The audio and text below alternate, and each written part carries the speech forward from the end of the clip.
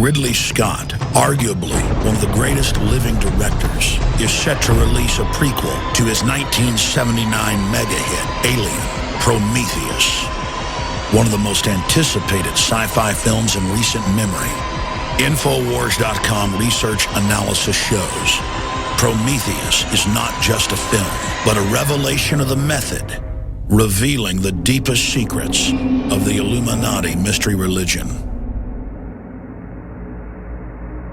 I do have a lot of contacts in the media, as viewers and listeners know, and I have been able to secure a copy of an early script, and it follows very closely from the trailer I've seen and other leaks. And I'm not going to give the entire film away here, but in synopsis, this is a film about the origins of humankind with a super race of near immortal genetic engineers who are contemplating a genetic overwrite or rewrite of the planet Earth when meddling humans stumble in to the magician's laboratory.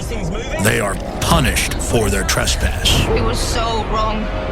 The so-called space jockey is the advanced species that have engineered humans back on Earth and produced the bioweapon that we know of as the classical alien that burst out of your chest after feeding on the food in your intestines.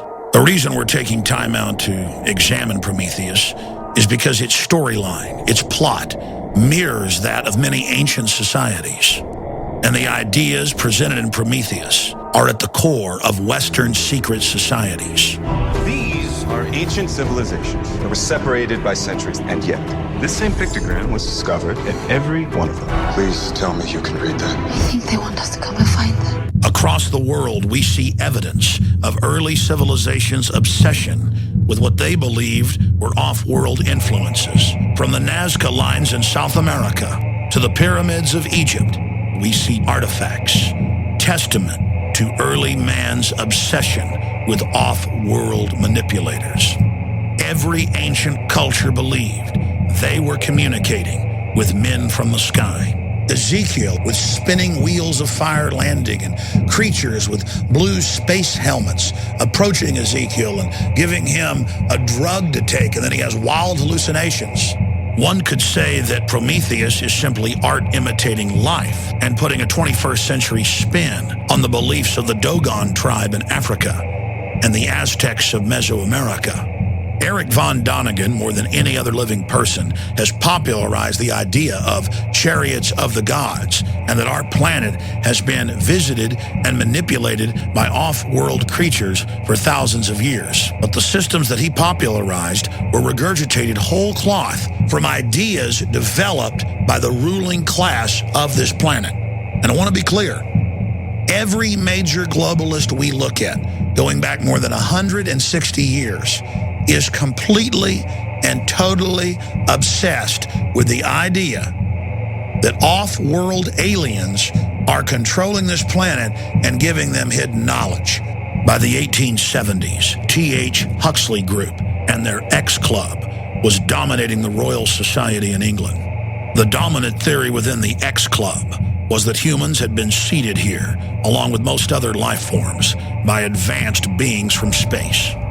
From the inception of Darwin's theory on the origin of species, evolutionary scientists never believed for a minute that life simply started on its own. That evolution is not some random, slow system developing by chance, but is actually directed by off-world seeders, terraformers, creators of worlds. Even the discoverer of DNA, Francis Crick, promotes the idea that life was seeded on this planet in what he calls directed panspermia. It is part of the larger myth of transhumanism. Huxley, Darwin, Wedgwood, the Galtons, they all interbred in an attempt to create this transcendent Superman.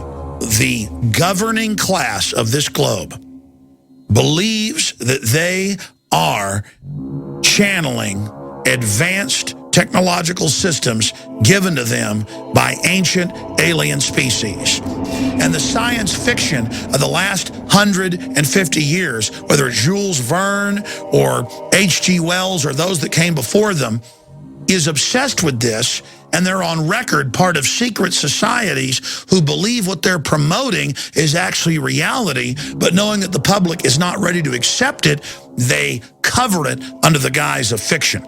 And the film Prometheus is completely constructed around the secret religion of the Illuminati, who believe that they are transcendent and becoming the Superman. We can create cybernetic individuals.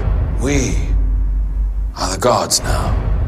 Blurring the lines between fiction and reality, we see a futuristic presentation of the technology conference TED. The keynote speaker is the founder of the Wayland Corporation, Mr. Wayland. There he describes Prometheus stealing fire from the gods.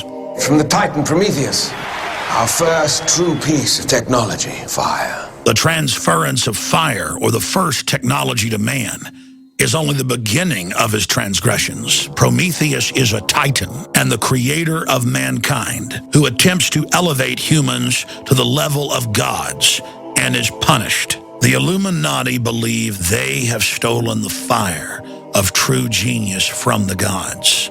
Biotech, nanotech, fusion. As man attempts to become godlike, we release potential forces that can and probably will destroy us. I want to say this in summation. We're not facing off-world genetic engineers that the elite believes created this planet, whether that's true or not. We're facing the global technocrats that are splicing every plant and animal and insect you can imagine together, that are creating chimeras with hundreds of species within them, giving rise to superviruses and bacterial mutations. We are already seeing within 3 generations in rodents total sterilization and massive deformities in these animals. And we have proven from the Rockefeller Foundation documents and other reports that this is part of a long-term program to wreck the general public's DNA. This is the global elite who have fantasized about off-world genetic engineers, creating them actually in a 160-year-plus program, developing the sciences and technologies to put this into place. Whatever you say about the Illuminati, they have got patience and they have had incredible vision. But I believe humanity needs to hear the truth and understand this is being carried out against us all. Because we have a choice to stand up now, but only a short window, and say no. I know the plot of the film. I know how it ends. But I'm going to leave that for you to discover. The point is, the film itself is only a revelation of the method, an externalization of the hierarchy.